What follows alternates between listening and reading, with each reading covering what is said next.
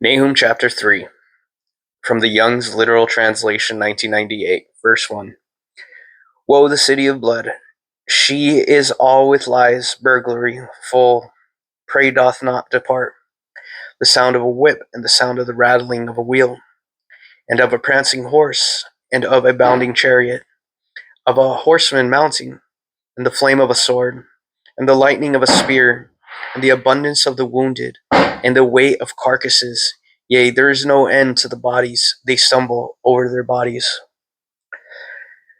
Because of the abundance of the fornications of an harlot, the goodness of the grace of the lady of witchcrafts, who is selling nations by her fornications, and families by her witchcrafts. Lo, I against thee, an affirmation of Jehovah of hosts, and have removed thy skirts before thy face, and have shown nations thy nakedness, and kingdoms thy shame. And I have cast upon thee abominations, and dishonored thee, and make thee as a sight. And it hath come to pass, each of thy beholders fleeth from thee, and hath said, Spoiled is Nineveh, who doth bemoan for her? Whence do I seek comfort for thee? Art thou better than no Ammon, that is dwelling among brooks? Waters she hath round about her, whose bulwark the sea, waters her wall. Crush her might in Egypt, there is no end. Put and Lubim have been thy help. Even she doth become an exile. She hath gone into captivity. Even her suckling are dashed to pieces at the top of all places. And for her honored ones they cast a lot.